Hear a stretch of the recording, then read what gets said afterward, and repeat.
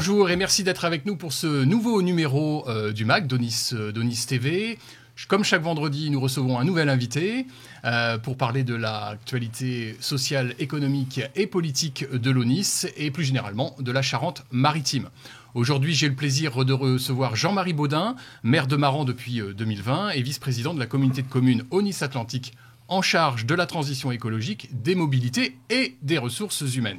Pour échanger avec notre invité, je suis accompagné de deux journalistes, Antoine Collin, bonjour, et Yannick Picard. Bonjour.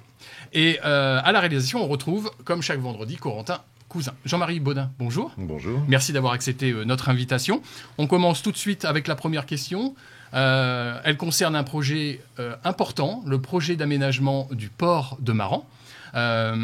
Histoire de le rendre certainement un petit peu plus agréable, oui, et puis pour les Marandais et les Marandaises, et puis aussi pour les touristes qui sont de passage. On le voit à la partie concernée sur les images.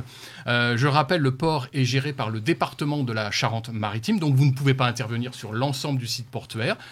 La question, c'est où en êtes-vous de ce projet aujourd'hui ? Alors, où est-ce qu'on en est aujourd'hui de ce projet ? C'est d'abord deux études qui sont en place. Donc, une étude pour que le département puisse installer son port à sec, puisqu'il a le souhait de développer le nautisme sur le port de Maran. Donc, une partie serait réservée au port à sec. Et puis, Maran a des prétentions sur garder la virgule qui est face à la cale et qui serait un espace partagé, un espace boisé, revégétalisé. Voilà, sortir un petit peu du béton, parce que c'est très, très béton ce côté de la ville. En fin de compte, pour terminer la ville sur un aspect plus touristique, puisqu'on sera face au jardin, face au poulailler et face au port surtout. Notre port de plaisance comprend 180 anneaux, donc il faut le mettre en valeur. Et puis juste à côté de la cale, qui est quand même un bel espace. Et puis voilà, pour compléter l'aménagement du port, demain nous avons des velléités à créer un espace, un tiers-lieu culturel face à la cale, voilà, dans le bâtiment qui fait juste face à côté. Sur le triangle que l'on voit sur les images précédemment, qu'est-ce qu'il va y avoir concrètement ? Vous avez déjà une idée ? Plusieurs places, des espaces de repos, un espace boisé, le restaurant bien sûr, des terrasses, des lieux de repos pour que les gens se posent en fin de ville face au port. Voilà. Le petit restaurant qui est là fait partie, va être réaménagé aussi, du projet ? Il est sur l'espace départemental. Je ne pense pas que le département ait des souhaits de le retirer. Et puis on pense très sérieusement qu'une fois qu'on aura remis cette place plus effective, tout ce qui a été transformé en garage dernièrement sera retransformé en commerce. Et puis on aura une fin de ville qui sera quand même plus agréable. Voilà. Donc en fait, il y a une participation des propriétaires qui sont en façade, on va dire, du site portuaire. Comment on les incite à changer leur garage ? Il faut les vendre, forcément, c'est ça ? Il faut les vendre ou ça se fera naturellement. Avant, il y a quelques années encore, il y avait une crêperie qui faisait l'angle de la rue. Il y avait des artisans qui étaient installés.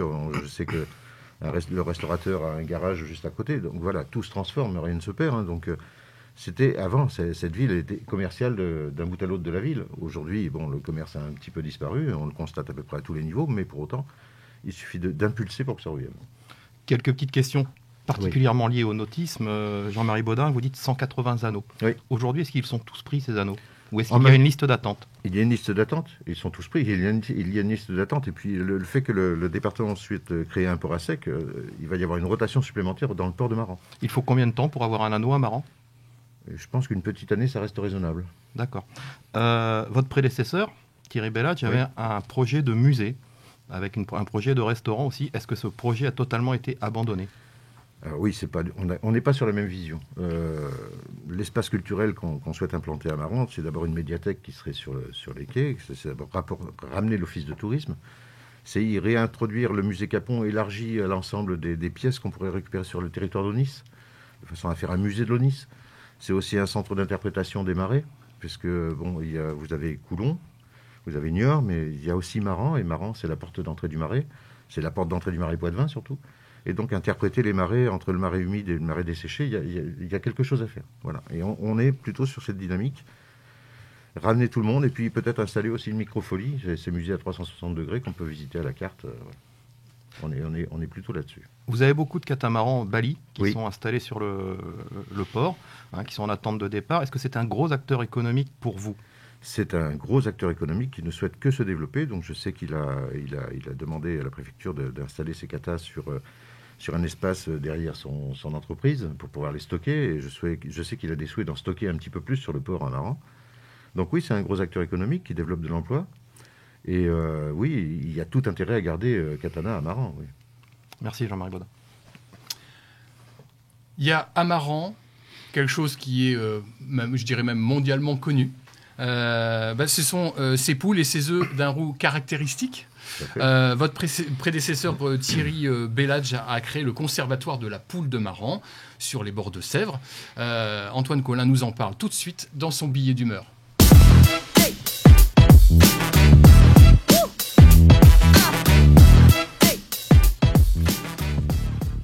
Aujourd'hui, je lance un avis de recherche. Un poulailler a été enlevé. Ceci est une alerte enlèvement du ministère de l'Agriculture. Surtout, n'agissez pas seul. Et oui, monsieur le maire, où sont passées les poules de Maran? Que s'est-il passé? La commune a quand même perdu son emblème, la poule de Maran. C'est pas rien, attendez. C'est un peu la guest star ici aux États-Unis. Ils ont Mariah Carey, au Canada, Céline Dion. En France, on a Mylène Farmer. Mais à Maran, on a la poule, quoi. Oui, je compare la poule à des stars de la chanson parce qu'elles sont quand même passées par le conservatoire. C'est des vrais artistes. Et puis, je vous rappelle qu'il aura fallu quand même débourser 300 000 € tout de même pour bâtir ce poulailler conservatoire municipal, soit l'équivalent de 750 000 œufs.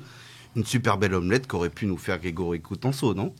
Bon, enfin bref. Lors de sa construction en 2019, sous le mandat de Thierry Belladge, on parlait même d'une vitrine touristique et emblématique de la ville. Mais bon, aujourd'hui, je vois que vous avez préféré faire un KFC à la place.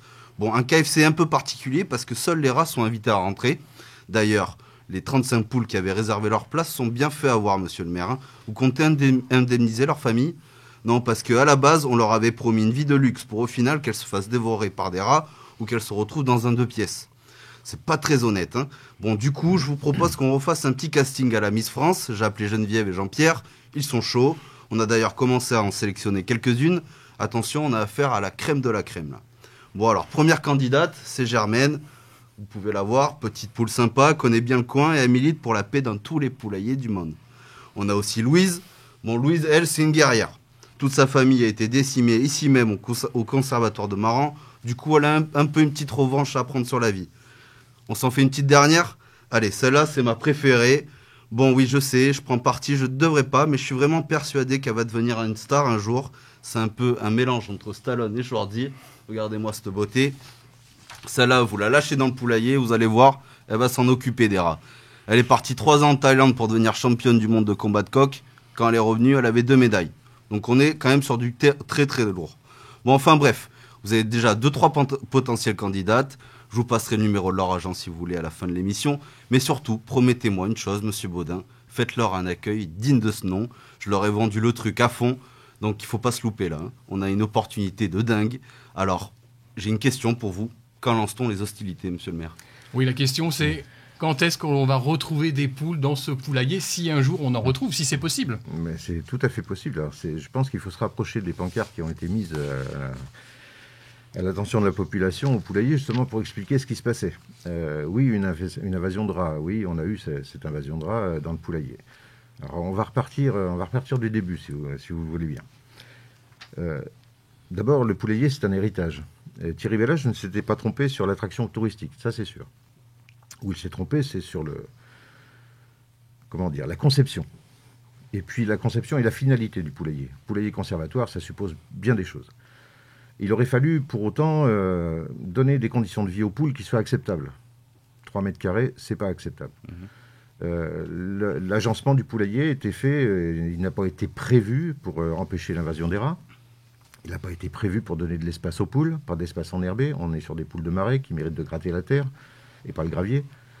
Donc, voilà, la conception du chantier n'était pas la bonne. De plus, vous dites 300 000 €. Non, on en est loin.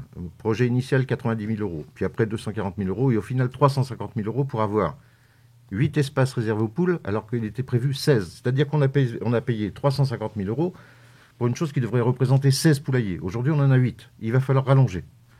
Donc, il n'est pas question de jeter le bébé avec l'eau du bain. On va garder le poulailler. Par contre, on le restaure. On évite qu'il y ait une invasion de poux sur les poules. On évite l'invasion des rats. Donc, on refait les cages. On va réouvrir les cages et mettre des volières de façon à ce qu'elles aient plus d'espace à disposition. Parce que là, on avait plus l'impression de pool dance que d'une exposition de poules. Donc, oui, un poulailler de luxe. Quand on voit que Tours a pu faire un poulailler à 75 000 €, on a quelques questions. Mais bon, On va remettre ce poulailler en place. On travaille aujourd'hui avec le président du Marans Club de France. Les poules sont retournées vers leur propriétaire d'origine, donc elles sont préservées. Et elles vont revenir. Voilà. Il y a eu des très très beaux spécimens mis dans ce poulailler. Par contre, les cages qui étaient mises à disposition n'étaient pas de bonne taille. Et franchement, tout le monde pouvait dire que la condition faite aux poules n'était pas les bonnes. Alors, quelle est la note, en fait? Combien on va devoir rajouter pour mettre aux normes ce poulailler et que, effectivement, les poules qui sont dedans vivent correctement, on va dire? Aujourd'hui, en laissant en l'état, c'est-à-dire en ne rajoutant pas de cage, on est sur une estimation à 100 000 €. Ah oui, donc en fait, en bout de course, ça serait un poulailler à 450 000 €, Ça enfin serait un conservatoire. en bout de course, poulailler. voilà. Ah non, pas conservatoire. Ne partons pas, c'est certainement un lieu d'exposition de la poule. D'accord. Mais pour avoir le caractère de conservatoire, c'est-à-dire, on n'est pas, enfin, c'est pas l'affaire d'une mairie que de garder la race. Non, ça c'est l'affaire des associations, des propriétaires de poules qui doivent s'en occuper. Ça, la mairie, à la limite, elle expose les spécimens et ça s'arrête là. Parce que ce qu'il faut rajouter aux 350 000 et 450 000 € demain, c'est aussi le fonctionnement. Le fonctionnement qui était prévu, c'était 100 000 € par an.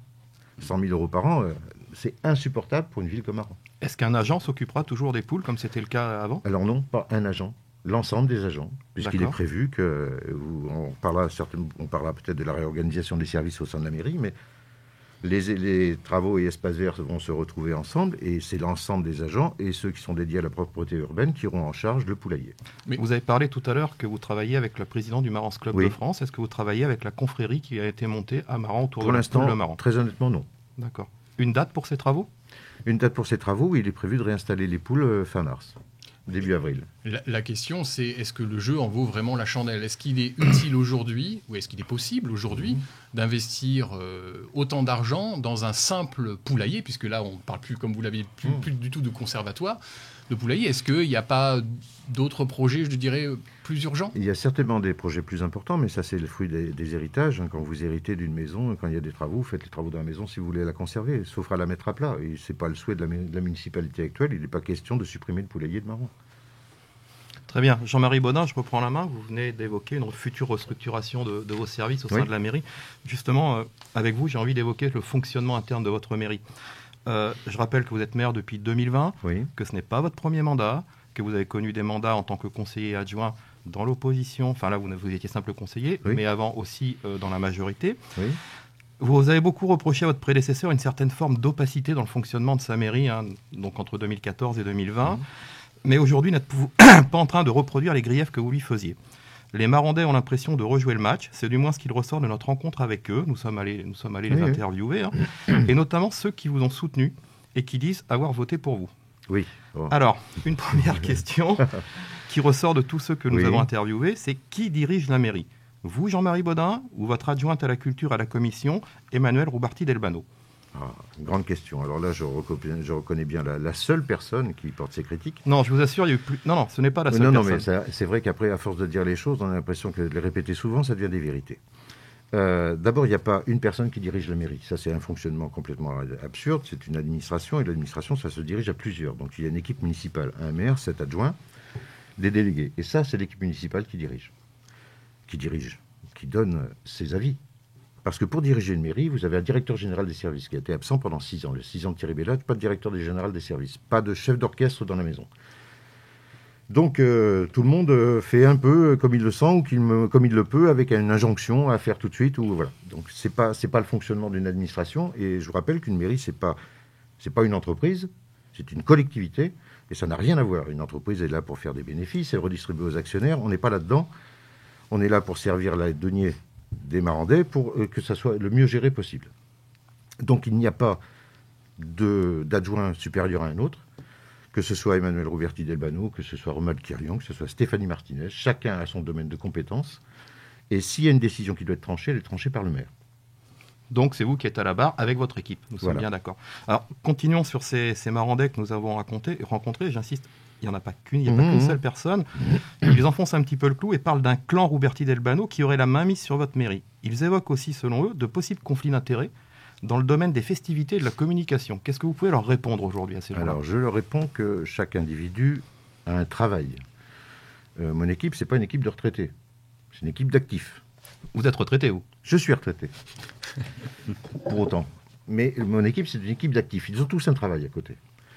Madame Rouberti Delbano, puisqu'on parle d'elle, elle est directrice de l'école de musique, mais à côté de ça, elle chante dans des groupes. Je ne me souviens pas, parce qu'on parle d'ingérence, de trucs de machin, de conflits d'intérêts. Alors les conflits d'intérêts... Supposés. Oui, supposé. Tout est... Je ne me souviens pas qu'on ait parlé de conflits d'intérêts quand un éleveur de poules a mis ses propres poules au sein du poulailler. Je ne me souviens pas qu'on ait parlé de conflits d'intérêts quand l'ancien maire de Maran exposait ses chaises au moment de la halle aux artistes. Je ne me souviens pas que pour la foire aux antiquaires, ces meubles qui étaient présents aient posé quelques soucis à personne. Donc au bout d'un moment, les gens, on veut des Marandais. Alors il fallait aller chercher des élus marandais qui n'étaient pas marandais, et du coup on ne parlerait plus de conflit d'intérêts. Ils sont marandais, ils vivent dans Maran. Alors on peut aussi dire, il aurait fallu que des enfants uniques, comme ça, il n'y a pas de clan, il n'y a pas de famille, il n'y a pas ceci, il n'y a pas cela. Il faut arrêter les bêtises, quoi. Au bout d'un moment, tout peut être polémique, c'est sûr.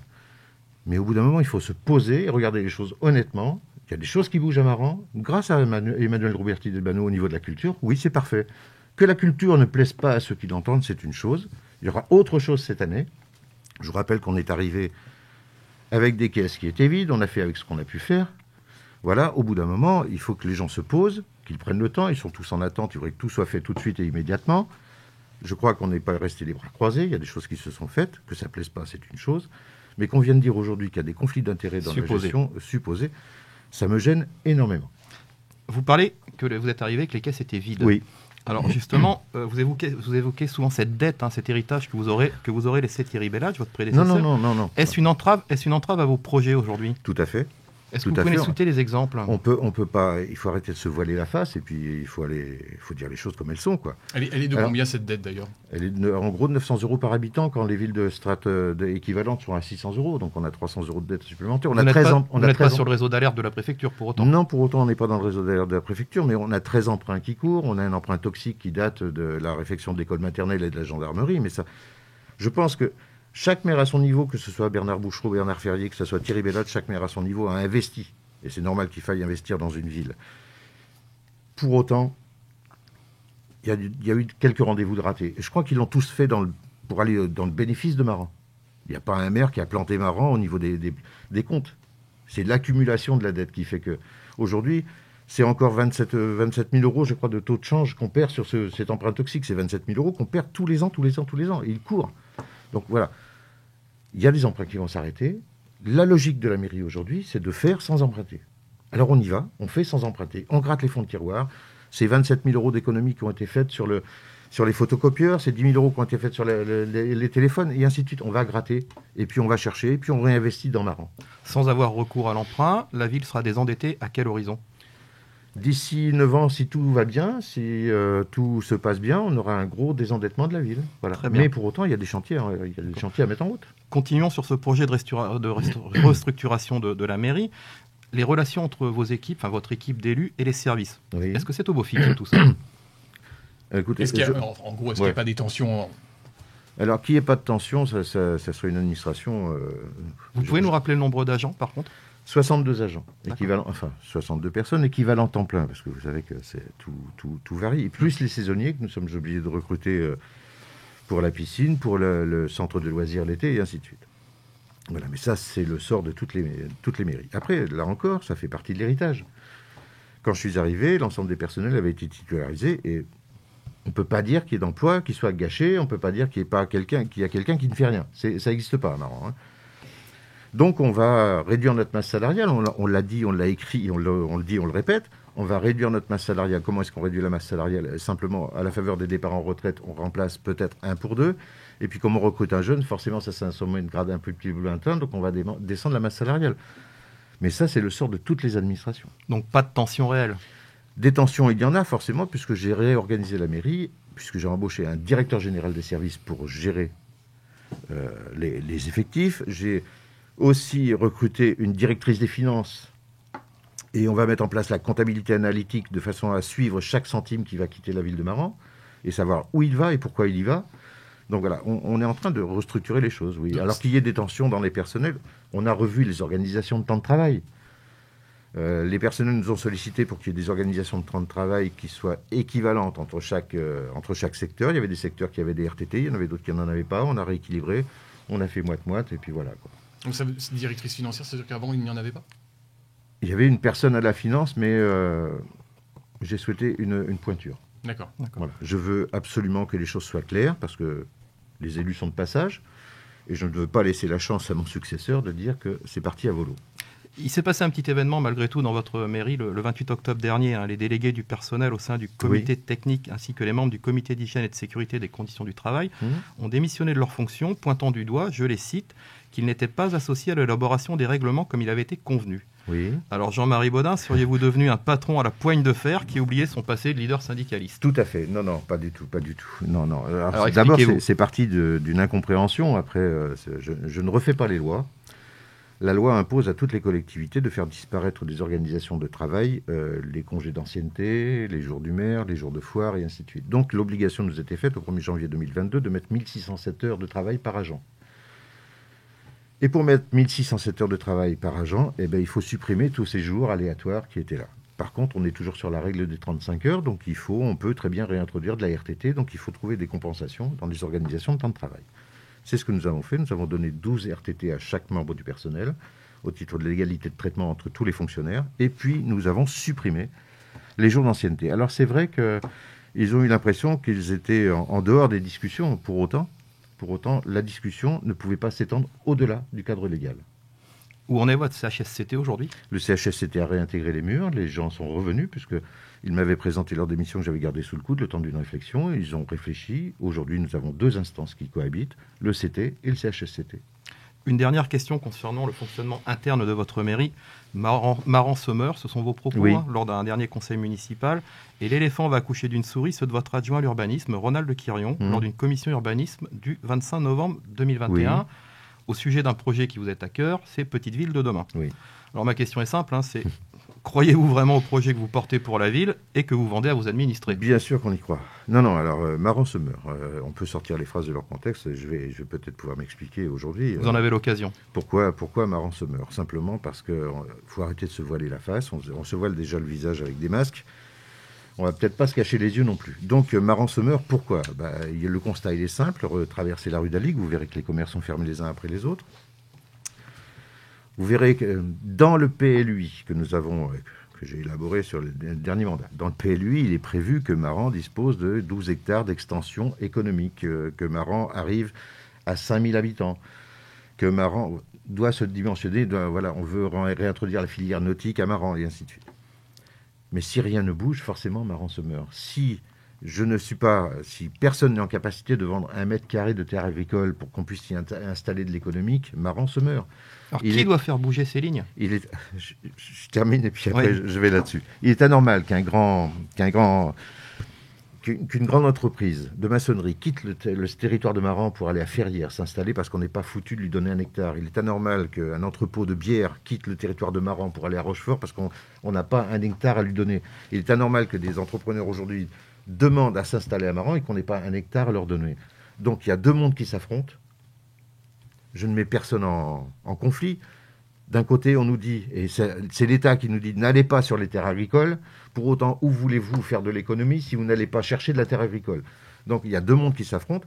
Il faut trouver le juste milieu. Il faut intéresser les gens. Donc, il faut aller solliciter les gens. Êtes-vous vendeurs de vos terres pour qu'on puisse installer de l'économie à Maran? Mais ça, c'est tout le territoire qui vit comme ça. Le SCOT nous dit aujourd'hui, il faut rapprocher le travail du domicile. Les gens habitent à Maran. Où est-ce qu'on va leur donner du travail? Forcément, si on veut construire, c'est sur de l'empreinte agricole. À moins de raser un quartier de la ville, c'est pas possible. Donc, il faut aller sur de l'empreinte agricole. Qui est responsable? C'est les textes qui s'entrecroisent, et c'est les conflits d'intérêts qui s'entrecroisent, c'est le nombrilisme pour certains, et ainsi de suite. Voilà. Très bonne transition, puisqu'on va rester sur l'économie, et notamment, on va parler de la relation commerçants-élus à Maran. Antoine. Oui, exactement. Nous sommes allés à la rencontre de nombreux commerçants marandais. Il ressort de nos échanges qu'il n'y avait plus de dialogue entre eux et les élus de la municipalité. Ils se sentent plus soutenus par votre équipe, alors qu'ils ont traversé une période assez difficile avec le début de la pandémie. Alors, j'ai une question à vous poser. Qu'avez-vous à leur dire et à leur répondre? Et les liens sont-ils rompus, justement, entre les commerçants et les élus de la municipalité? Écoutez, j'ai régulièrement des commerçants au bout du fil. Franchement, je ne vois pas où les liens sont rompus. Nous avons fait... À l'initiative du service culture, nous avons fait le jeu des vitrines. Nous avons cherché à ce que les Marandais retournent auprès des vitrines des Marandais, à y voir ce qui se passe dans Maran, plutôt que d'aller faire leurs courses à La Rochelle. Voilà, nous avons soutenu des commerçants dans la phase difficile, nous continuons à les soutenir. Il y a des constats que je ne partage pas ce matin. Les restaurateurs, par exemple, sont vus régulièrement. Nous avons cherché à les faire travailler régulièrement. À chaque fois qu'il y a une animation, nous interrogeons les restaurateurs et nous voyons s'ils peuvent accepter la charge que ça va ramener. Toutes les animations d'été sont faites autour des espaces des restaurations. Voilà. Je ne vois pas quel est le commerce que nous avons pu mettre en difficulté. Nous avons soutenu des commerces financièrement. Voilà, donc au bout d'un moment... L'interrogation qu'ils ont, plus les commerçants, c'est pas forcément au niveau du soutien financier, etc. C'est l'échange au quotidien, ou du moins hebdomadaire, entre les élus et eux. Ils ont le sentiment que il y en a plus, quoi. Ils en avaient beaucoup. En tous les cas, c'est ceux qu'ils disent. Ils en avaient beaucoup avec l'équipe de Thierry Bellage. Ils ont le sentiment que depuis 2020, voilà, ce dialogue, il est rompu depuis cette époque-là, 2020. Oui, non, moi je partage pas votre constat, mais après je sais pas quels sont mais je les invite à venir me voir parce qu'il n'y a pas de souci. La porte est largement ouverte. La porte est largement ouverte à tous les Marandais, quelles que soient les catégories, quel que soit le. Voilà, je ne cesse de recevoir des gens dans mon bureau à la mairie qui viennent m'expliquer où est leur problème et puis on cherche des solutions. Je rebondis sur vos propos, Jean-Marie Baudin. Oui. Vous dites la mairie les fait travailler régulièrement. Pourtant, il y a un certain nombre de marchés qui ont été passés avec la mairie où ils auraient pu répondre. Je pense au marché des clés, aux voitures que vous avez achetées, à la communication, peut-être aux affiches. Qu'est-ce que vous avez à leur répondre à ces gens-là ? En sachant que ces marchés, pour finir, pour être très précis, ont été passés avec des entreprises de l'agglo de La Rochelle, voire en Vendée. Alors, comme tous les marchés, et puis je vous disais tout à l'heure, on gratte tous les fonds de tiroir, donc je vais au moins cher. Au bout d'un moment, je vais au moins cher. Les voitures qu'on a achetées, on nous fait une offre très intéressante, mais vraiment très très intéressante, 239 € de location par mois pour une voiture. Entretien compris. J'ai une vieille Dacia qui coûte du temps à Jean, qui me coûte du temps en réparation.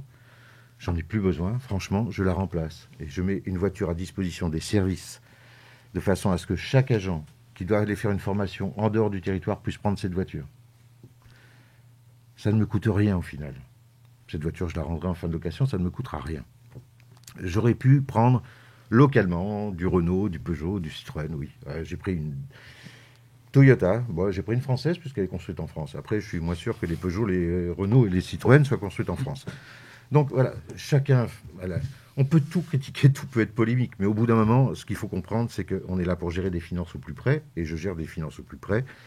Et l'offre qui m'était faite était vraiment très, très intéressante. Donc là, oui, effectivement, le message que vous passez, c'est que vous allez au plus économique. Je vais au plus économique. En fait, des caisses de Marans, en gros, voilà. C'est ça, on peut faire la voilà, si demain les Marandais veulent qu'il y ait des projets qui se créent, il faut avoir des finances pour ça. Et si on n'a pas de finances, on ne fait rien. Donc forcément, à force de gratter les fonds de tiroir, on dégage quelques sous et on va faire un projet. On va respirer un petit peu, sans transition. On passe à la question surprise.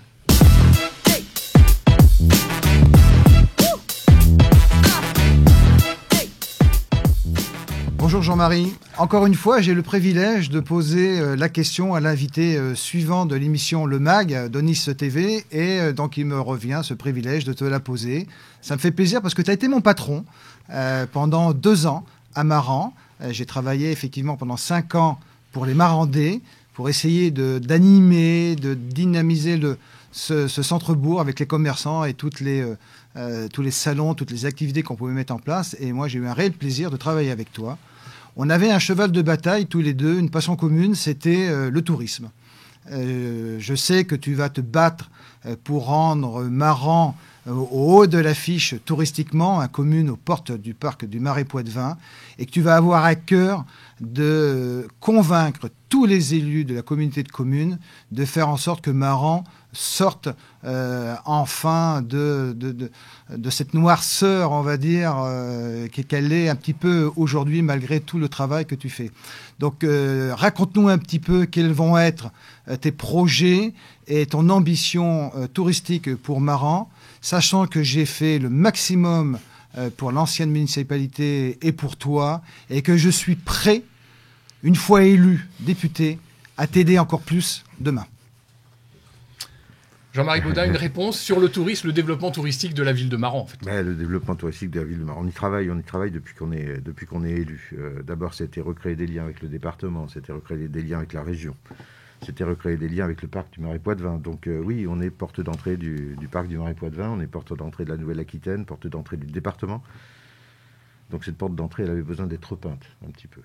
Et au niveau touristique, on a quand même quelques atouts. D'abord, on a tout notre patrimoine historique. On a le dernier moulin qui pourrait fonctionner. Il va falloir le mettre en réparation avec l'aménagement du parc du Moulin. On va réaménager la ville, reverdir la ville. Donc le parc, le moulin va fonctionner. Et puis on a un patrimoine assez impressionnant. On a un clocher d'église qui est assez particulier. On a l'autre clocher de l'ancienne église qui est classé. On a des monuments qui sont très agréables. On a des petites ruelles qui font le charme de Maran. On a surtout une ville médiévale qu'il faut mettre en valeur. On va aller chercher le label de pierre et d'eau, puisque si à Maran, il n'y a pas de pierre, il n'y a pas d'eau, ce serait difficile de faire autrement. On a 2 véloroutes qui viennent à Maran. Tout ça, c'est à mettre en valeur. Donc, il va falloir travailler au niveau du tourisme, mais travailler au niveau du tourisme, c'est d'abord requalifier la ville, refaire les entrées de ville, reverdir la ville, faire des parcours internes, et puis expliquer aux gens que ici, on est entre terre et marais, on est entre terre et mer, on a un port de plaisance, on a plein d'atouts. Il faut figer les gens à Maran. Les pénichettes arrivent bientôt par la Sèvre. Donc Maran doit devenir une destination. Le fait d'y mettre un pôle culturel ici à l'entrée de Maran, à l'entrée de la ville pour ceux qui arrivent en vélo, c'est aussi leur expliquer comment est Maran dans le territoire. Donc il faut reconquérir le territoire. Alors vous le savez pas, mais pour autant, les 6 dernières années se sont faites... la ville de Maran était inexistante dans les débats au niveau de la CDC. Aujourd'hui, la ville de Maran reprend sa place au niveau de la CDC, mais sans hégémonie. Pour autant, nous sommes le pôle structurant de Nice Atlantique, donc il faut retrouver cette capacité à faire venir les gens à Maran, y créer de l'emploi, mais aussi du tourisme. Et on a un tas d'atouts. Le fait d'avoir repris le camping municipal, on a bien vu qu'il y avait une attente touristique. On va essayer de mettre en place aussi des zones d'accueil pour les vélos dans le vieux Maran. Voilà, pas uniquement sur le camping, mais aussi dans le vieux Maran, dans des petites échoppes et ainsi de suite. Voilà. On va redynamiser un peu ce tourisme, parce qu'il y en a besoin. Et puis, voilà, si vous mettez culture, tourisme, bien-être et bien vivre... Juste quelques mots sur les pénichettes que vous avez abordées, Jean-Marie Baudin. Un projet qui arrive avec beaucoup de retard à l'allumage. Oui. Un montant pour les prototypes qui est quand même assez exorbitant, on est à plus de 800 000 €. Est-ce que vous pouvez nous faire un point sur ce projet, où il en est? Quand est-ce qu'on va voir les premiers bateaux arriver de Niort, je rappelle? Les pontons vont s'installer mars-avril et les premiers bateaux vont être livrés avant l'été, je pense. Un premier bateau va être livré avant l'été. Oui, c'est un projet qui a pris du retard. Pour autant, c'est un beau projet. On a eu du mal dans la conception des bateaux parce qu'il fallait trouver des bateaux à peu de tirant d'eau, puisqu'il y a peu d'eau dans la Sèvre à certains moments. Mais comparé à un poulailler, ça va. Et c'est toujours sur le volet touristique, justement en termes de projet, qu'est-ce qui est la priorité aujourd'hui pour la ville de Maran? Projet touristique. Qu'est-ce que vous allez mettre là en priorité en place? En fin de compte, c'est un ensemble. Et c'est faire cet espace sur le port, c'est déjà ramener du tourisme. Expliquer à la Vélo Odyssée et à la Vélo Française qu'on peut s'arrêter à Maran, qu'on peut être hébergé à Maran, qu'il y a des restaurants à Maran. Oui, c'est une vue d'ensemble, il faut tout revoir, il faut nettoyer la ville, si je puis dire, nettoyer la ville de la grisaille ambiante. Mais la grisaille ambiante, elle est plus dans les têtes qu'ailleurs. Il faut simplement expliquer, il y a un super patrimoine à Maran, il faut le mettre en valeur, mais il n'est pas mis en valeur aujourd'hui. Donc il faut dessiner dans la ville des circuits pour emmener les gens découvrir Maran. Je le dis souvent, Maran, c'est une très belle ville pour peu qu'on la regarde, pour peu qu'on s'y attarde. Si on s'attarde seulement à la rue d'Aligre, il est certain que c'est un peu... Mais j'espère qu'avec le contournement, je ne sais pas si on en parlera, mais j'espère qu'avec le contournement, on y verra plus clair dans cette rue d'Aligre. Après, il ne faut pas se dire qu'on verra la rue d'Aligre il y a 50 ans avec tous les commerces. Ce n'est pas ça qu'on souhaite. Ce qu'on souhaite, c'est que cette artère qui, normalement, doit nourrir la ville, arrête de la détruire. C'est-à-dire qu'un peu moins de poids lourds et un petit peu plus de confort de vie, et que les gens déambulent à pied en ville, c'est quand même mieux, quoi. Et justement, sans contournement, vous pensez que c'est possible quand même Sans contournement, il va falloir travailler pour dévier les poids lourds sans contournement. Mais voilà. Ouais. Mais on y croit. Oui. Ça fait 30 ans qu'on y croit. Non, mais ça fait plus de 30 ans, ça fait 50 ans qu'on est dans ce contournement. Et enfin, tout le monde s'entend à dire oui, il faut le faire. Voilà. Alors j'ai écouté, parce que j'ai quand même regardé votre mag avant, il y avait un chiffre d'1 milliard d'euros qui était annoncé. Le milliard d'euros, c'était pour l'A831. Hein. Le contournement, il sera moins cher. Il faut l'espérer en tous les cas. Largement. Il y a pas mal d'infrastructures à mettre en place et de structures sur ce contournement. Un autre sujet qui intéresse les Marandais et les Marandaises, c'est l'avenir de l'ancienne EHPAD. Alors, Ouais, ça aussi, c'est quelque chose qui revient régulièrement sur la table. Ce bâtiment et le terrain qui l'entoure sont en passe d'avoir un nouveau propriétaire, ou si ce n'est pas déjà fait. Hein, alors, comment voyez-vous la situation de cette ancienne EHPAD, de ce bâtiment Connaissez-vous le projet du futur acquéreur? Qu'est-ce qu'il a derrière la tête? Et puis, allez-vous préempter ou pas? Alors, préempter, impossible. Trop cher? Préempter, impossible. On va refaire l'histoire. Ce bâtiment s'est vendu 485 000 euros. La première proposition du propriétaire a été de me vendre ce qui était la Croix Bleue, donc le petit restaurant qui fait face à la rue d'Alligue, pour 600 000 euros.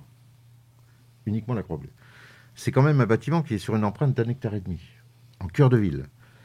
Ce bâtiment, et ça va faire plaisir à Michel Métru, nous étions 2 à soutenir l'idée qu'il fallait qu'il devienne le siège de la communauté de communes sous l'ancien mandat. Ça n'était pas la volonté de Thierry Bellage. Et Jean-Pierre Servan a toujours dit qu'il n'irait pas contre la volonté des maires. Donc, ça n'a pas été le bâtiment de la CDC. Pour autant, c'était le siège idéal. Il était sur la rue d'Aligre et ainsi de suite. Bon, on ne va pas refaire l'histoire, on ne peut pas. Aujourd'hui, on a eu des porteurs de projets. Alors, il y a eu Thierry aussi, il y avait eu des porteurs de projets qui voulaient faire une résidence senior. On a eu un premier porteur de projet qui voulait faire une résidence senior jumelée avec du logement social. L'opération trop lourde. Donc, ce projet est tombé à l'eau. On a un second porteur de projet qui est arrivé en nous disant « J'aimerais faire une résidence dédiée au handicap ». Et le projet est séduisant, très honnêtement. Et j'aimerais bien qu'il aille au bout. Pour autant, les projets, entre la naissance d'un projet, et on pourra en parler sur l'écoquartier, la naissance du projet date de... Et puis la mise en œuvre, voilà, le temps administratif n'est pas le temps journalier de tout le monde. Loin de là, puisque vous créez un projet et puis 10 ans après, vous le voyez sortir de terre, c'est très très compliqué. Pour autant, oui, il est nécessaire. Maran, dans le cadre du PLU, doit retrouver de l'habitat. Il faut arriver à 5000 habitants. Et je ferai un petit point tout à l'heure. Pourquoi les 5000 habitants et pourquoi l'extension de la mairie? Si vous ne m'en parlez pas, je vais mettre une couche. Pourquoi créer de la... Voilà, il faut créer de l'habitat à Maran. Donc, pourquoi pas du logement social? Pourquoi pas du logement dédié au handicap? Il faut que les porteurs de projets soient là. On nous dit les promoteurs, pour l'instant, visent La Rochelle, Royan et ainsi de suite. Moi, ce que je vois, c'est que La Rochelle est bloquée dans ses constructions. On fait des lotissements, des boîtes à sucre dans des champs, et puis il n'y a rien autour. À Maran, vous avez tout, vous avez tous les services. Donc, j'attends que les promoteurs se prennent en charge et viennent voir Maran à quoi ça ressemble. Se dire qu'1,5 hectare en cœur de ville, boisé, qui plus est, ça peut être quelque chose d'intéressant. Donc, j'invite tous les porteurs de projets à venir à Maran. Et puis, s'agissant de l'écoquartier, même chose, puisqu'on part dans la démarche d'écoquartier au niveau de la gare pour requalifier la gare au moment de la réouverture des lignes. Nous aurons donc la gare, l'écoquartier, le parc du Moulin, pour revenir sur le cœur de Bourg. Voilà. Donc, mais pour ce qui est de l'EHPAD, non, on va pas. Je peux pas raisonnablement chercher à désendetter la ville et d'un autre côté la plomber avec, je sais pas, plus d'1 million d'euros, plus de 2 millions d'euros. Vous sur ce bâtiment-là, qu'est-ce que vous aimeriez y voir à la place, ou peut-être le bâtiment réaménagé, peu importe, mais vous, en tant que maire, qu'est-ce que vous voulez y voir vraiment? Autre chose surtout ne pas y voir. Autre chose qu'une friche. Alors, je vais parler de Jean-Marie Baudin, hein, c'est le bonhomme qui parle, là, j'adore les bains-douches. Je sais que le bâtiment central, c'est historique pour les Marandais parce que ça a été à la fois une maternité, un hôpital et puis un lieu de vie pour personnes âgées sur la fin de parcours. Ce bâtiment, il n'est pas remarquable, il n'est pas classé. À chaque fois qu'il y a un projet qui arrive, on dit essayez de conserver le bâtiment, ne le rasez pas. Voilà, mais pour autant, moi, une résidence, pas forcément une résidence pour personnes âgées, mais une résidence. Simplement un cœur résidentiel au cœur de Maran, dans un espace boisé, agréable à vivre. Du logement social, ça pourrait être très bien. Bref, ramener de la vie dans cet espace, puisque là, aujourd'hui, à part 2 bergers allemands qui aboient régulièrement, il n'y a pas grand vie, quoi. Et pourtant, dans les porteurs de projets, vous nous disiez tout à l'heure qu'il y en avait un qui venait avec du logement social, Oui, mais que l'opération était trop lourde. Est-ce que vous pouvez nous développer cette partie? son seuil de rentabilité n'était pas là. Il faisait à la fois une résidence senior et du logement social et il n'a pas trouvé son seuil de rentabilité. Et une dernière question, pour clarifier les esprits de tout le monde et de certains Marandais, qui était vendeur, qui était le réel propriétaire de l'EHPAD? Le réel propriétaire de l'EHPAD n'était pas la mairie. Alors, ce bâtiment a été donné il y a très très longtemps par M. Daligre à la commune.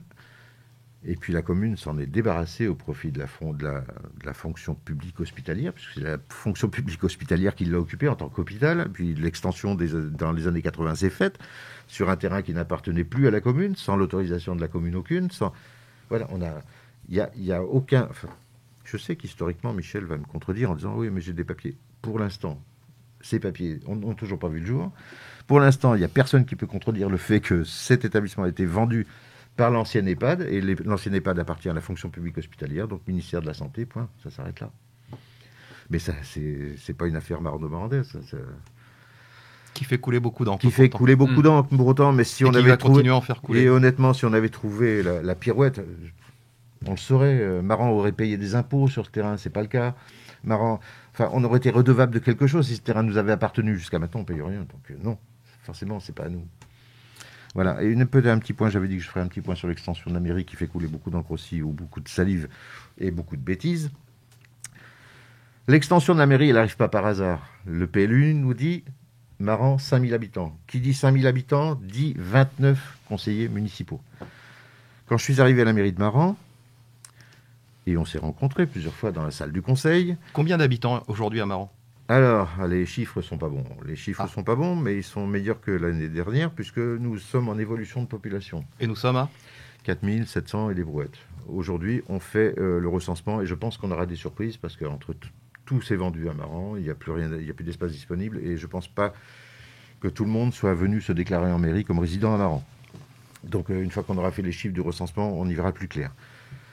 Donc oui, je disais, on s'est rencontrés plusieurs fois dans la salle du conseil à Maran, et pour y avoir vécu quelques années, cette salle de conseil pouvait contenir 27 conseillers et de la population. Quand nous sommes arrivés en juillet 2020, le mobilier de la salle du conseil avait été changé, et la capacité était redescendue à 23 conseillers, parce qu'on ne pouvait plus en mettre que 23 autour de la table, et très peu de population. Et puis, le Covid est arrivé là-dessus, et on nous a dit il faut pas mettre 1 mètre de distance entre chaque conseiller, c'est-à-dire qu'il aurait fallu faire de la mairie entière la salle du conseil. Sur dérogation acceptée par le préfet, nous sommes partis faire nos conseils dans la salle polyvalente, où là, on pouvait respecter à peu près les règles sanitaires. Pour autant, la ville évolue. Pour autant, la ville va créer de l'habitat, pour autant, la ville va grossir, et dans 5-6 ans, nous aurons passé le seuil des 5000 habitants. C'est-à-dire que si je ne prévois pas aujourd'hui une extension de la mairie de façon à accueillir une salle de conseil qui correspond à 29 conseillers municipaux, je vais laisser le bébé à mon successeur en lui disant tu te débrouilles avec ta petite salle, tu ne peux pas faire ton conseil municipal, et puis voilà, moi j'ai fait ma vie, au revoir. Non, c'est pas ça. Il faut prévoir. Et donc prévoir, c'est une salle de conseil confortable pour recevoir 29, et puis très honnêtement, revoir ainsi notre salle de mariage qui a quelque peu vécu et qui est un peu vétuste et qui ne contient que 40 personnes. Quand on fait un mariage, c'est pas raisonnable. Vous nous rappelez le montant du projet ? 350 000 euros, 137 000 euros à charge pour la mairie. Merci. Voilà. On va passer à un sujet un petit peu plus délicat. Un poulailler. Non, là, un petit peu, c'est bon ça. Ça, c'est bon, je crois qu'on a fait le tour, hein. On en a parlé suffisamment. Non, parler d'un sujet un petit peu plus délicat, c'est Yannick qui vous en parle.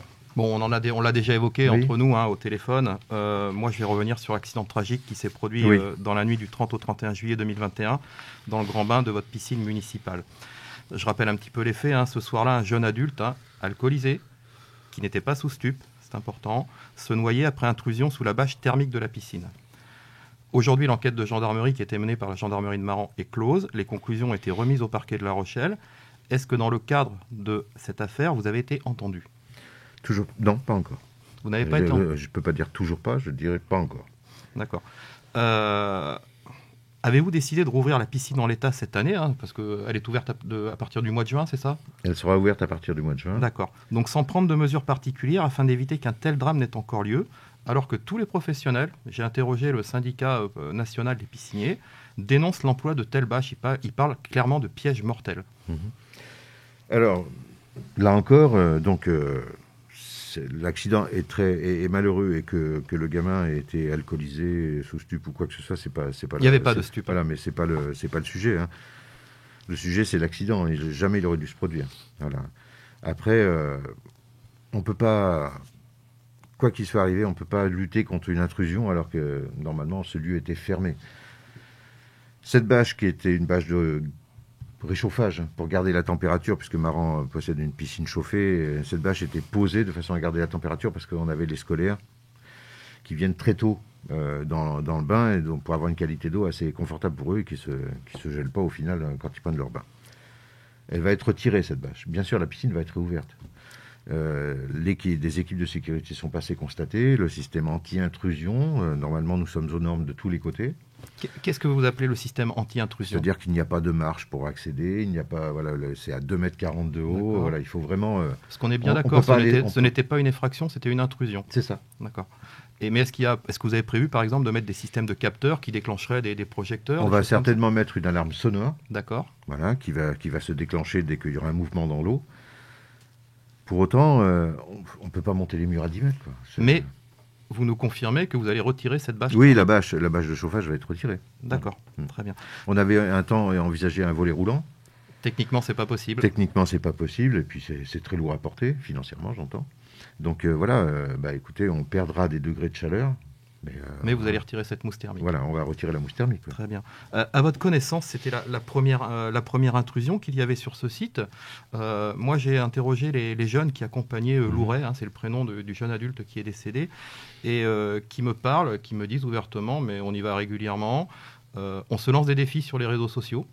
Ils y étaient la veille. Alors, j'ai pas pu obtenir la réponse de la gendarmerie. Est-ce que vous, régulièrement, vous faites des signalements le matin, comme votre collègue Nadia Boireau à Courson, de dire il y a encore des jeunes qui sont venus faire des bêtises dans la piscine ?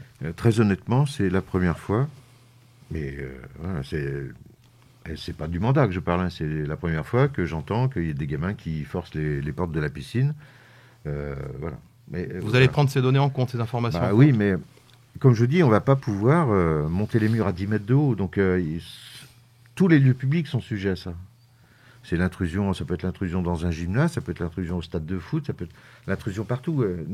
Tout peut arriver n'importe où. Et je sais pas comment on peut contrecarrer ce genre de choses. Les gamins qui prennent un bateau dans le port, c'est la même chose. Qui vont faire une virée en bateau dans le port, c'est la même chose. Je veux dire, on peut pas. Je sais pas ce qu'il faudrait mettre en place pour préserver les gens ou empêcher qu'ils se mettent en danger eux-mêmes, quoi.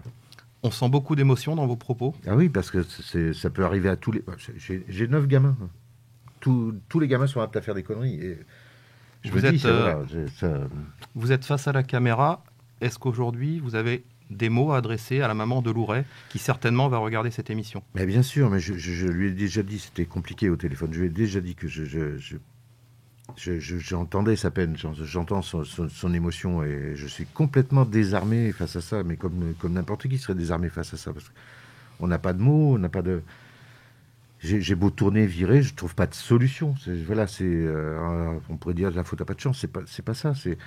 C'est un gamin qui se lance un défi un jour, c'est une bâche qui est là, c'est un lieu où normalement il devrait pas être.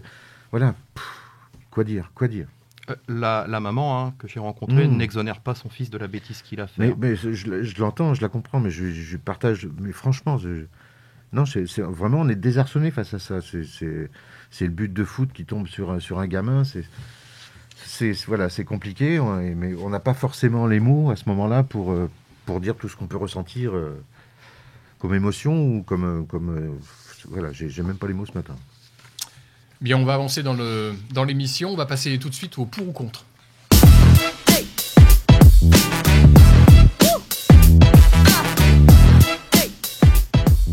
Donc je rappelle le principe du pour ou contre, il est très simple. On vous pose une question et vous ne pouvez répondre que par pour ou contre. C'est Yannick, pour une fois, qui commence. C'est moi qui m'y colle et on va essayer de détendre un petit peu cette atmosphère. On va parler un peu de politique, malgré tout. Ouais, bien. Alors, est-ce que vous êtes pour ou contre la consultation citoyenne pour le parrainage des maires en vue de l'élection présidentielle ? Contre. Très bien. Pour ou contre une primaire à gauche? Contre.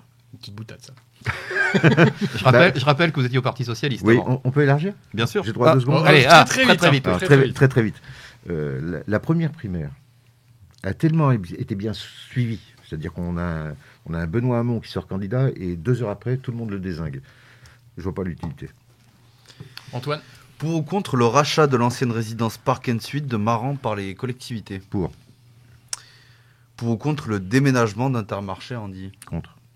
Alors je rappelle pour l'Intermarché. Mais je peux élargir? Oui, allez-y, mais je vais juste avant, je vais préciser quelque chose.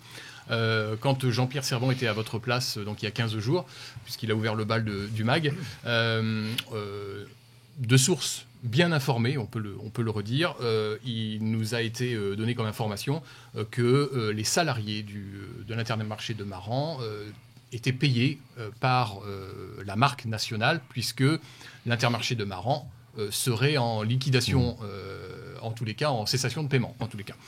On a depuis eu une information par le gérant de l'Intermarché de Maran, qui est Damien Bizet, et qui s'inscrit en faux et qui dit que absolument pas, c'est bien sa société qui paie les salaires à l'heure actuelle. Alors, la question est toujours la même, mais pour combien de temps, puisque c'est encore un projet qui dure. Ouais. Alors, j'explique mon contre, Andy. Je serais pour qu'il reste à Maran, je serais pour qu'on trouve un terrain sur la 137 à l'entrée de Maran, qu'on puisse lui laisser le terrain, qu'il puisse vivre à Maran, qu'il puisse se développer à Maran. Voilà. C'est dans cet esprit-là que je suis contre le déménagement sur Andy. Pour ou contre la limitation du nombre de mandats du maire? Contre. Pour ou contre le pass vaccinal? Contre. Très bien, voilà. Eh bien, je pense qu'on va continuer. Il nous reste encore un petit peu de temps. Il nous reste 9 minutes. Donc, on a encore quelques questions. Je rappelle, vous êtes vice-président de la communauté de communes. On va élargir un petit peu. On va sortir des murs de Maran. Communauté de communes Aunis-Atlantique en charge de la transition écologique. C'est ça qui nous intéresse. J'ai 3 petites questions à vous poser très rapidement. On l'a posé à Jean-Pierre Servan, il n'a pas pu nous répondre, il n'avait pas d'informations. Où en êtes-vous du cadastre solaire, ce magnifique outil qui permettait, je le rappelle, aux gens de voir la position par rapport au soleil de leur toiture, ce qui leur permettait d'avoir un bilan et d'avoir un diagnostic pour éventuellement, s'ils le souhaitent, installer des panneaux solaires. Qu'est-ce que ça donne, ce cadastre solaire qui, je crois, a à peu près 2 ans, si je ne dis pas de bêtises? Alors, c'est le maire de Maran, il est simple là-dessus. Le vice-président des communautés de communes aussi, c'est pas mal. Le cadastre solaire, c'est un bel outil. Un bel outil, puisque, comme vous disiez, il permet de potentialiser son toit en niveau solaire et en rentabilité, sauf à Maran. Sauf à Maran, puisque Maran est classé site patrimonial remarquable, et donc on n'a pas droit aux panneaux solaires sur le cœur de bourg, on n'a pas le droit aux panneaux solaires sur plein d'endroits. Donc c'est un peu dommage. Mais bon, ça ne change rien pour autant. Les habitants du territoire, et le territoire ne se limite pas à Maran, le territoire c'est Aunis-Atlantique, peuvent consulter ce programme solaire sur le site de la CDC et peuvent aller chercher des informations et peuvent se rapprocher aussi de notre plateforme énergétique territoriale. Voilà, et que nous partageons avec la Aunis-Saintonge et puis Aunis-Sud et Aunis-Atlantique. Val-de-Saintonge, pardon, Aunis-Sud et Aunis-Atlantique, de façon à chercher la pertinence énergétique de leurs habitations, soit par le solaire, soit par le bois, soit... Voilà. Et donc, on a une idée du nombre de personnes qui se sont loguées sur le site et qui ont consulté? Non, alors aucune idée des chiffres. Il faudrait que je me rapproche de Carole pour savoir ça, mais non, aucune idée des chiffres. J'ai une autre question alors qui soulève pas mal d'interrogations, notamment sur les bornes de recharge rapide pour les véhicules électriques. On en a 2 sur le territoire Aunis-Atlantique, une à Ferrières et une à Maran, malheureusement, qui est en panne depuis maintenant un petit peu plus d'1 mois. On sait que ces bornes vont passer sous autorité, entre guillemets, du SDER et qu'elles vont devenir payantes. Est-ce que vous avez des nouvelles des délais? Quand est-ce que ces bornes vont d'abord être réparées, celle de Maran puisqu'elle est en panne? Quand est-ce que ça va passer sous l'autorité du SDER? Et est-ce qu'il va y avoir sur la communauté de communes Aunis-Atlantique le déploiement d'autres bornes dans d'autres villages? Alors, je n'ai pas rentré dans mes actifs le fait de déployer d'autres bornes au niveau de la CDC. On voit que beaucoup d'enseignes mettent à disposition des bornes. Donc il faut avoir une réflexion globale là-dessus. Et puis pour ce qui est de la réparation de celle de Maran, alors là La réponse de Normand, je ne sais pas, peut-être, bientôt. Je pourrais dire n'importe quoi ce matin. Je n'ai aucune idée du délai de réponse pour réparer les bornes. Voilà. Donc ça veut dire qu'en fait la solution de déploiement des bornes sur le territoire de la CDC Nice Atlantique passerait en fait par les privés. Ça serait une des solutions envisagées, c'est ça ? La solution envisagée, ça peut être le privé, ça peut être aussi la CDC Nice Atlantique, mais au bout d'un moment, les gens se battent contre l'État-providence, mais attendent tout. Donc la CDC Nice Atlantique, elle développe aussi des projets, d'autres projets, et il y a besoin de projets sur l'ensemble du territoire. Et voilà, donc il faut trouver des partenariats, peut-être demain, faire des partenariats intéressants et aussi intéressants financièrement pour tous, de façon à ce que des créations de bornes soient mises en place. Vous savez, on a eu un porteur de projet à Maran qui a posé une pile devant les services techniques, une accumulation d'énergie. Voilà, peut-être qu'on pourrait demander aussi d'assortir ces poses de piles qui viennent poser sur les territoires, puisqu'on a une pile, autant mettre une recharge à côté. À chaque fois, ça pourrait être bien, quoi. Donc, c'est des partenariats peut-être à compléter et à mettre en place. Et après, le fait que ça retombe dans le SDR, pourquoi pas. Le fait que ça devienne payant, ça devient gênant. Voilà. Pourtant, on le rappelait avec Jean-Pierre Servan lors de sa venue, cette ambition à 2050 d'être territoire à énergie positive, 2050, c'est demain. Alors 2050, c'est demain, mais le territoire il va falloir les créer, ces partenariats avec les privés. Le territoire énergie positive, il passe pas que par la borne électrique, il passe par plein de choses. Il passe par le fait de créer de l'éolien, et on s'arrête avec le parc éolien d'Andilly, puisqu'on a la dose qu'on attendait. Voilà. Mais il faut aussi réduire nos consommations, et donc aller réduire nos consommations, c'est un autre chantier. Et puis ça passe aussi par la géothermie. On commence à parler un petit peu plus de géothermie. On va parler aussi filière bois, on va parler aussi méthanisation. Il y a des gros mots qui de temps en temps il faudrait lâcher. Voilà, donc il faut parler de toutes ces énergies de façon à avoir un mix énergétique. Mais moins émettre de carbone aussi. Et moins émettre de carbone. Donc là, on a aussi des sujets sur la capture de carbone. Ça arrive. Il y a des gros sujets qui arrivent. On aura certainement des annonces à vous faire prochainement. Voilà, il y a des belles structures qui vont se mettre en place pour la capture de carbone. On travaille aussi avec La Rochelle Zéro Carbone. Ouais. Est-ce que c'est pas un petit peu utopique de penser qu'on peut arriver à un zéro carbone sur un territoire rural comme la CDC Nice Atlantique ? Alors moi j'aime bien l'utopie dans ces cas-là. Honnêtement, allons-y, essayons. Si on n'arrive pas à zéro tout court, si on est à 0,5, on sera à 0,5. Mais allons-y. Nous ne faisons pas l'économie, quoi. Sauf que le challenge est quand même plus élevé, parce que là, on ne parle pas d'aller à zéro, mais de devenir positif. Mais c'est encore mieux que la CDA. Voilà. Et tout se conjugue. Je ne sais pas si vous avez vu, mais tout se conjugue. Il faut agrandir les villes, mais pas aller sur les terres agricoles. Il faut donner de l'électricité à tout le monde, mais pas créer pas faire... Alors, il y a le nucléaire d'un côté, voilà, les éoliennes de l'autre. Bon. Mais je pense qu'il faut avancer et créer quelque chose de nouveau, innover. Après, les gens sont surprenants, ils sont capables d'innover à la minute. Donc voilà, il y a des pistes qui se développent sur la capture carbone. Je pense qu'on va y arriver. Très honnêtement, je crois en l'avenir. Autrement, on n'y va pas, quoi. Autrement, on décide pas de s'inscrire en politique ou dans la vie publique si on va pas au bout de ses envies, quoi. Alors, on arrive au terme de l'émission. Antoine a encore une petite question, et là, on va toucher au sport. Oui. Vous avez le projet de fermeture du stade de foot et son déplacement du côté du stade de rugby. Est-ce que c'est toujours d'actualité ? Alors, je ne sais pas si vous avez visité Maran, mais Maran, c'est assez compliqué. On a un collège en cœur de bourg, public. On a un collège privé en cœur de bourg. On a un stade de foot qui est à l'entrée de Maran. On a une piscine qui est à la sortie de Maran. On a un stade de rugby qui, on ne sait pas comment, il est arrivé à côté du collège. 2 gymnases qui sont pas trop loin. Bref, c'est le grand écart à chaque fois que les gamins veulent faire du sport. Faire une vraie plaine de sport à côté du collège, ça me semble beaucoup plus rationnel. Donc on aurait le rugby entraînement, un stade de foot synthétique, une piscine dédiée aux scolaires. Ça serait quand même beaucoup plus rationnel que d'éparpiller tout ça. Après, chaque chose a du bon. Récupérer l'empreinte du stade de foot pour y faire de l'habitat, ça ne me gêne pas non plus. Mais les choses les unes après les autres. Après, on voit très bien comment fonctionne. On a un stade de rugby qui est, pour moi, communautaire dans l'esprit, puisque c'est le seul stade de rugby du territoire. Il faut rationaliser les espaces publics. Il faut aussi éviter des dépenses. Quand on arrose d'un côté, quand on arrose de l'autre, autant arroser tout d'un seul bout, quoi. Je veux dire, voilà, aller tondre à un bout de la ville, aller tondre à l'autre bout, c'est la même chose. Il faut rationaliser nos équipes, rationaliser notre empreinte au sol, et puis redonner du dynamisme à Maran. On a un PPRN, un plan un plan de prévention des risques naturels qui encadre la ville, qui enserre la ville, qui nous interdit de nous étendre. Donc il faut reconstruire la ville sur la ville. Donc autant aller chercher les espaces là où ils sont, et puis donner une dynamique, dans le cadre du sport, donner une dynamique à tous les gamins qui sont au collège ou dans les écoles, de façon à ce qu'ils ne sortent plus de la ville. Moi, ça me gêne énormément de voir les défilés de gamins prendre le pont de Pierre pour aller à la piscine, parce que c'est le seul passage. Voilà, je préfère qu'ils aillent à la piscine en toute sécurité derrière le collège ou derrière l'école, plutôt qu'ils traversent la ville pour aller à la piscine, surtout qu'ils perdent 1 heure en plus à marcher. Je vois pas bien l'intérêt. Ils arrivent crevés à la piscine et ils reviennent crevés. Bien que la marche soit Bon pour la santé. bon pour la santé. Oui, mais ou sous l'eau, des fois, c'est un peu moins... Voilà. Comme je le disais, on arrive au terme de cette émission.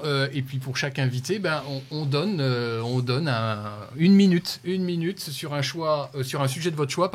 Donc vous avez carte blanche, 60 secondes. De quoi allez-vous nous parler ? Au départ, j'en savais rien.